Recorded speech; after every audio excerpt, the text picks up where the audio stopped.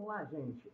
Essa aula é uma aula que eu vou utilizar para recuperação dos alunos do Colégio Estadual João São Souto, mas também é uma aula para os alunos do Ferreira Viana, tá certo? Vem comigo. Então é o seguinte, olha aqui, ó. Primeiro, o que é definição de uma população biológica, né? População biológica, essa definição é quando eu tenho um determinado indivíduo de uma mesma espécie em uma determinada área, tá? Então, quando eu falo de indivíduo em determinada área, tá? Mas uma mesma espécie, eu estou falando de população biológica, tá certo? Beleza, só de uma única espécie, beleza? Agora, o que é uma espécie? Uma espécie foi definida por dois cientistas, um chamado Ernst Mayr e outro Theodosius Dobzhansky, que eles, aqui está a fotografia dos dois, que eles chegaram à seguinte conclusão. A espécie, eles são organismos que se reconhecem como membros de uma população, tá certo? São capazes de se acasalar na natureza e produzir descendentes férteis, né? Então a gente vai ver, por exemplo, quando eu tenho diferentes espécies de patos, por exemplo, eles se reconhecem como membros distintos, então eles não se acasalam. Agora, quando eu tenho naquele grupo de patos que eles reconhecem que se formam, que são do mesmo grupo, se acasalam e produzem descendentes férteis, eles são de uma mesma espécie, tá? De um mesmo tipo, tá? Aí eu vou colocar o exemplo, né, da cobra coral, né? Como é que ele define? Professor, peraí, todas são da mesma espécie? Não. Apesar de elas serem muito parecidas, elas têm uma coloração chamada coloração aposemática, são colorações de aviso. Toda vez que a gente vê uma cobra que tem uma coloração vermelha e preta, a gente já sabe que ela tem esse medo que ela seja venenosa. Quer dizer, uma imita a outra, é chamado de mimetismo, tá? Então, coloração aposemática é essa coloração de aviso. De aviso, ó, isso dali é perigoso. E mimetismo é que uma imita a outra. Só que a cobra coral, ela tem espécies diferentes, né? A cobra coral verdadeira, ela tem algumas características. Ela tem aqui, ó, o dente que inocula veneno, o olho dela é pequeno e preto, tá? Você não consegue diferenciar o tamanho da cabeça para o tamanho do corpo.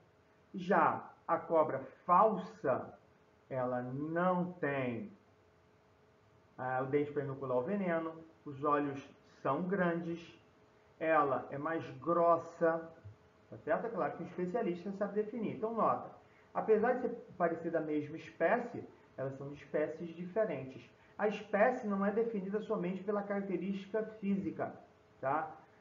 Só anatômica, também é para fisiológica, também é o comportamento. Por exemplo, a venenosa, ela tem um comportamento noturno, né? A que não é venenosa, a cobra coral falsa, ela tem um comportamento diurno, de dia, tá? Beleza. Mas quando a gente fala de população, a gente pensa primeiro em densidade populacional, né? Então, o que é densidade populacional? Olha essas três figuras. Aqui eu tenho diferentes grupos de pessoas que estão na mesma área. Mas nota, aqui eu tenho um número maior. Então, aqui tem maior densidade populacional, que tem maior número de pessoas por área. E aqui tem menor densidade, que tem o menor número de pessoas por área. Então, densidade populacional, ou densidade demográfica, né, é dado pelo número de pessoas dividido pela área. Então, por exemplo, em 1990, nós tínhamos uma densidade populacional de 17,6 habitantes por quilômetro quadrado. Em 2020, como aumentou o número de habitantes, nós temos uma densidade populacional de 25,9 de habitantes por quilômetro quadrado.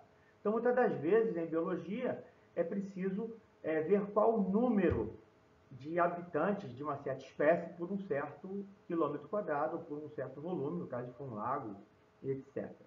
Tá certo? Beleza. E a taxa de crescimento populacional, como é que ela é calculada? Eu vou fazer um exercício com vocês.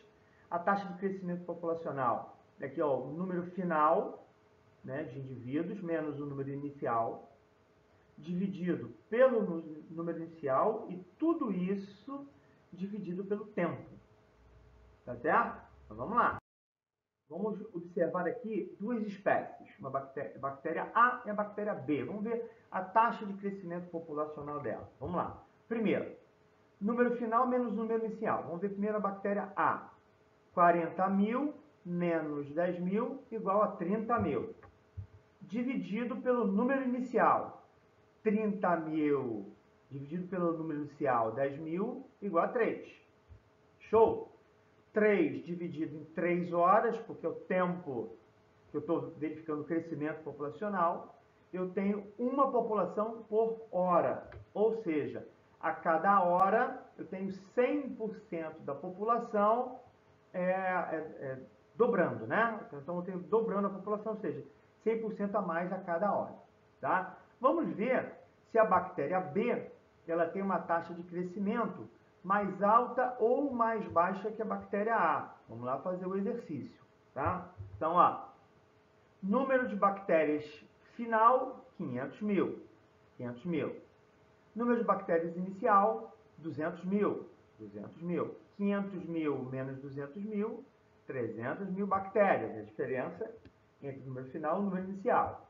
300.000 dividido pelo número inicial, 1,5. 1,5 dividido por 3, foram 3 horas, né, de observação. Eu tenho 0,5 da população por hora crescendo. Essa é a taxa de crescimento. Ou seja, ele cresce 50% a cada hora. Tá certo? Beleza? Agora, quando a gente vê essa taxa de crescimento, a gente tem que observar principalmente o crescimento vegetativo, que é a diferença entre a taxa de natalidade e a taxa de mortalidade. Então, olha aqui esse gráfico aqui. Em 1945, o Brasil tinha uma alta taxa de natalidade. Mas aí tinha também até uma taxa de mortalidade alta, mas a taxa de natalidade era muito mais alta. Então, a taxa de crescimento nossa vegetativo era alta. Agora aqui, ó o que nós estamos observando, que a taxa de natalidade vem caindo. A taxa de natalidade é a taxa de nascimentos. Natal é nascer, é nascimento, né? Então, nota que o crescimento da população é muito baseado nessa relação entre a taxa de natalidade e a taxa de mortalidade. Tá certo? A ideia é que em 2045 a taxa de natalidade, de nascimento e de mortalidade, fique muito próxima, fazendo com que a taxa de crescimento da nossa população fique baixa, cada vez mais baixa. Tá? Beleza. Quais são os fatores que controlam o crescimento da população? Então, para aumentar é a natalidade, é a imigração, ou seja, as pessoas que vêm para o nosso país, uma taxa de reprodução mais alta. Tá? E quais são os fatores principais, né, que reduzem o crescimento populacional? A mortalidade, a emigração, as pessoas que saem do nosso país, as doenças, tá certo? Beleza, as condições de alimentação, de vida, etc., vão controlar essa balança, aumentando ou reduzindo a taxa de crescimento populacional. Certo? Quando a gente fala de crescimento populacional, de qualquer espécie, tá? A gente sempre observa, se fosse perfeito, né, o local, as condições para uma dada espécie, o que nós observamos é o seguinte: há esse crescimento chamado de potencial biótico, na qual o crescimento, né, bastante alto, tá, relacionado com se naquele local há condições ideais. Tá? Então, teoricamente, a população do mundo ela tem a tendência de crescer quase que infinitamente. Entretanto, essa é chamada de curva de potencial biótico, quando as condições são ideais. Tudo é perfeito. Entretanto, no momento que eu tenho a taxa aqui de potencial biótico, de crescimento da população da Terra, vai ter um momento, estima-se que em 2048, que haja uma desaceleração no crescimento. tá? Ou seja, vão ter condições que vão segurar esse potencial biótico. Lembrando, potencial biótico essas condições ideais. Só que doenças, falta de alimento, temperatura, etc., podem influenciar nesse crescimento. Então, toda espécie tem a curva de potencial biótico, tem condições ideais, mas o meio ele pode atrapalhar. Como? Falta de espaço, alimento, clima, predadores, competição. Qual é a tendência das espécies reduzirem a velocidade do crescimento até chegar a um limite máximo de crescimento, que é chamado aqui curva de crescimento real, porque o ambiente ele limita o crescimento por conta dos diversos fatores que eu coloquei aqui. Tá certo? Vamos continuar. Então, por exemplo, foi feito um experimento com besouros que receberam sempre 16 gramas de farinha ou 74 gramas de farinha. Qual é a tendência? Recebendo mais alimento, eu tenho um crescimento maior do número de besouros, mas não importa, tem uma hora que há uma estabilidade. Só se oferecer mais alimento, que a tendência dele é crescer mais, mas ele sempre alcança uma estabilidade. Então, uma estabilidade de limite, né? Beleza. Quando a gente fala dessas características que limitam o crescimento ou controlam a taxa de crescimento populacional, a gente fala de nicho ecológico, que são essas condições de recursos, as relações ecológicas, reprodução, fatores como temperatura, luz, umidade, que permitem e que controlam a sobrevivência de uma espécie. E cada espécie vai ter o seu nicho ali específico de sobrevivência.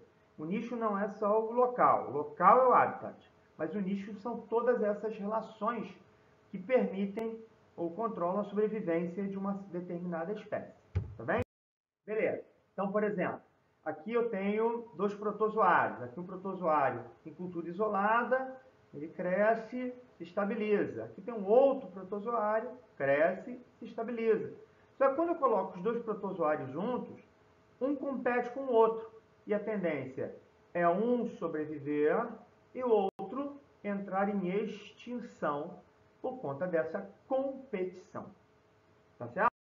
Agora, então, se eu coloco dois protozoários que competem pelo mesmo local, as mesmas condições, o mesmo nicho, qual é a tendência? Um tende a sobreviver e o outro tende a entrar em extinção. Agora, quando esses dois protozoários têm nichos, têm locais, têm formas de sobreviver diferentes, a tendência é que eles consigam crescer, chegar a uma estabilidade, porque cada um tem agora um local, uma forma de viver diferente, e eles não competem um com o outro. Os nichos são diferentes. Tá? Quando a gente fala de predador, é muito importante a relação predador e presa. Então, eu tenho aqui um predador e uma presa, né? Aqui eu tenho o lince, que é um predador, é um felino. Nota que ele tem uma flutuação, aumenta e reduz com o passar dos anos, tá? E está muito relacionado ao número de lebres, tá? Ou seja, a lebre, que é uma oferta de alimento para o predador, conforme ela vai aumentando, aumenta o número de predadores, conforme reduz o número de predadores. Então, o predador e a presa, eles controlam a dinâmica de taxa populacional de um pelo outro. Qual a importância disso? Na história, né, levaram coelhos para a Austrália. Só que não tinha lá na Austrália nenhum predador natural. Então os coelhos eles cresceram como se fosse uma praga na Austrália, tá? Porque ela se tornou, ela é uma espécie exótica para a Austrália. Não existe coelho na Austrália. A partir do momento que você levou o coelho para lá, como não tinha predadores, a tendência é ter uma explosão populacional. Tá certo, gente? Então valeu, muito obrigado, tá bem? Valeu!